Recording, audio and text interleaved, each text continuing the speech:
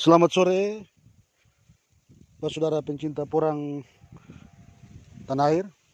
Kembali lagi, tentunya masih seputaran dunia porang. Minggu ketiga, kondisinya seperti begini, Bapak saudara. Ini progres minggu yang ketiga.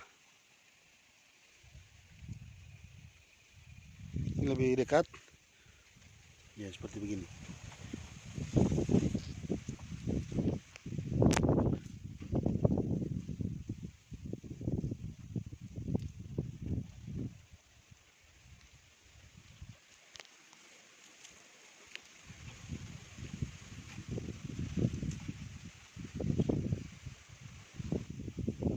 Proses pertumbuhannya kurang lebih seperti yang telah dilakukan oleh saudara kita di Pulau Jawa, Pulau Sumatera, bahkan Sulawesi.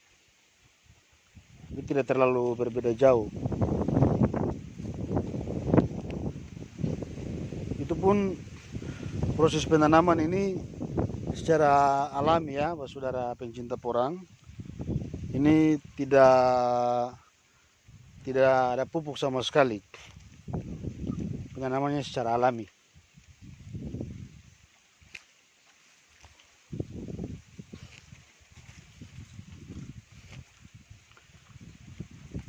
Ya, jadi untuk keseluruhan bedeng-bedeng ini belum tumbuh secara merata. Tetapi ada yang baru kelihatan tunasnya. Nah, sehingga untuk proses menghasilkan daun yang seperti begini belum ya, Bapak saudara pencinta porang.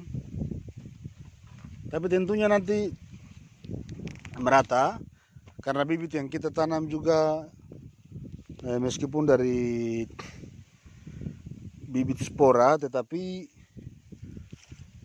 kualitasnya ya lumayan baik. Ya. Nah, seperti begini. Nah, ini ada beberapa yang sudah besar. Nah, ada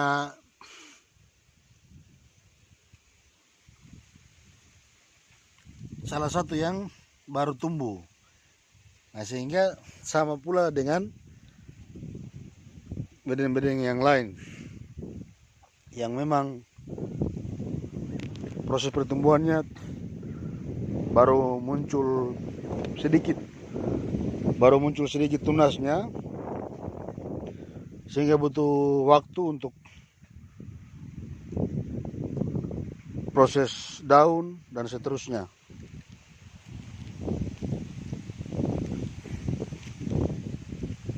Ya, jadi seperti begini, Bapak saudara. Ya, contohnya. Nah, seperti begini. Ya. Jadi seperti yang ini. Saya dekatkan kameranya.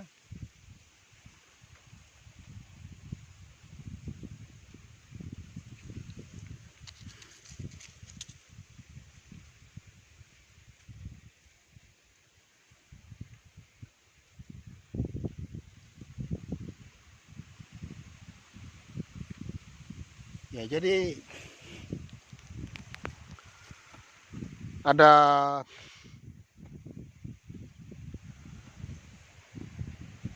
sebagian bedeng tertentu yang proses pertumbuhannya agak lambat. Ya, tidak tahu penyebabnya seperti apa. Mungkin karena cara tanamnya yang terlalu dalam, ataukah karena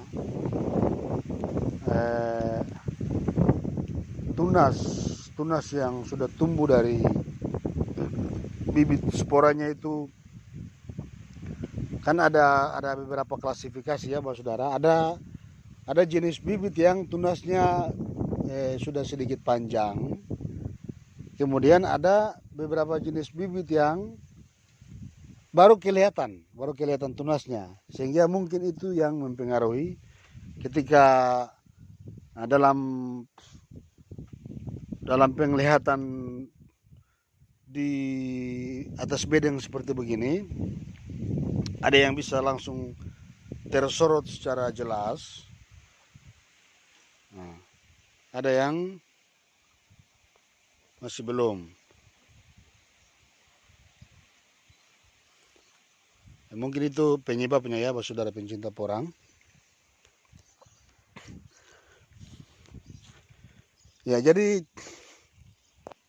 seperti yang sudah pernah saya sampaikan sebelumnya bahwa setiap kegiatan yang terkait dengan pembudidayaan tanaman porang ini akan saya bagikan, ya, sehingga menjadi referensi yang baik untuk saudara sekalian. Jangan-jangan ketika saudara tanam lalu dalam proses 3 minggu seperti begini, loh ini kenapa belum tumbuh?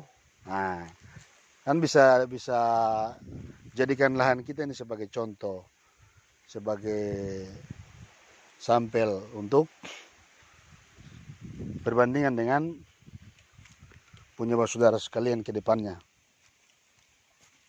Jadi mari kita sama-sama berantusias untuk pembudidayaan tanaman porang ini ya saudara sekalian. Beberapa waktu terakhir ini memang ada banyak orang juga yang datangi saya untuk meminta bibit. Tetapi saya sampaikan kepada mereka bahwa saya tidak mau menjebak saudara sekalian. Marilah kita sama-sama lihat proses yang telah kami jalani ini bagaimana ke depan. Nah, sehingga jangan lalu nantinya di kemudian hari ya saudara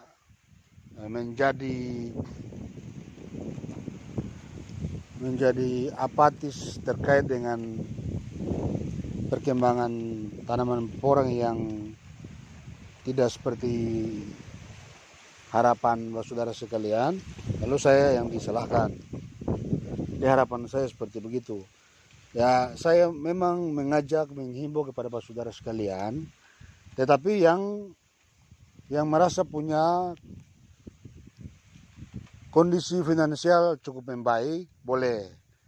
Karena yang pasti bahwa untuk penanaman porang ini butuh biaya, butuh tenaga, bahkan juga butuh pikiran. Jadi seperti begitu ya saudara pencinta porang. Ini dalam proses kerja ini kita yang tergabung di dalam tim ini ada kurang lebih 10 orang. Ya, sehingga kalau 10 orang hanya kita bisa menghasilkan sekitar 50 bedeng. Ya, bagaimana kalau saudara yang lain cuma satu keluarga yang terdiri dari suami istri misalnya. Nah, lalu upaya yang akan saudara lakukan mungkin cuma nanamnya 1000. Wah, kalau 1000 berarti progresnya akan jauh lebih lamban. Coba.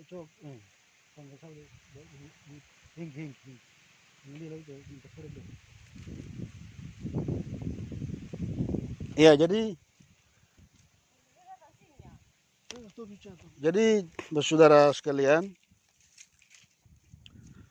mari yang merasa punya kecukupan finansial, kita bahu-membahu. Ya, seperti begini saya perbesar kameranya. Ya, untuk keseluruhan bedeng sudah tumbuh, tetapi masih jarang-jarang.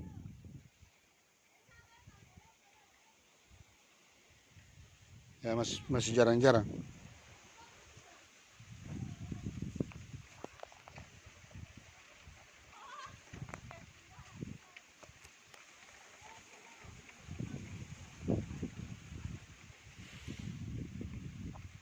Ya, ini karena jauh, jadi yang di ujung tidak kelihatan. Ya seperti ini lagi misalnya. Yang di bagian ujung ya sudah kelihatan juga kan saudara sekalian. Nah, jadi seperti itu. Jadi untuk keseluruhan bedeng sudah tumbuh. Nah, tetapi untuk tumbuh merata, untuk bedeng per bedengnya belum. Ini baru 3 minggu. Kita lihat lagi 3 minggu ke depan. Bagaimana kira-kira hasilnya. Nah, jadi nanti setelah kita tanam ini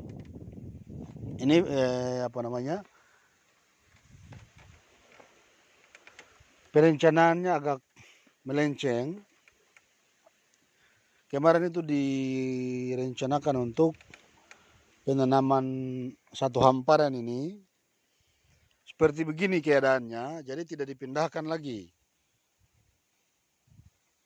Keadaan seperti begini tidak dipindahkan lagi, hanya saja karena kondisinya terlalu berdekatan seperti begini ya, saudara. Nah, kondisinya terlalu berdekatan sehingga akan kami cabut. Jadi contohnya begini. Jadi yang seperti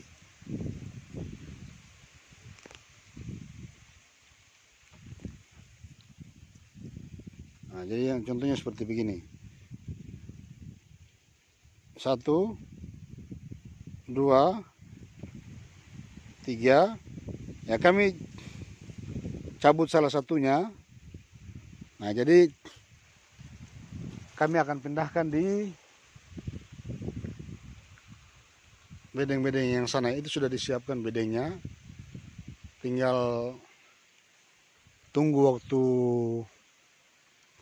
waktu tanamnya ketika satu hamparan ini sudah tertanam semua, sudah tumbuh semua, sudah tumbuh secara merata. Kita pindahkan. Kita pindahkan untuk kita tanam di bedeng yang sudah disiapkan. Ya, lalu kemudian bulan depan akan kita tanam kurang lebih 20 atau 25.000 lagi di posisi arah barat.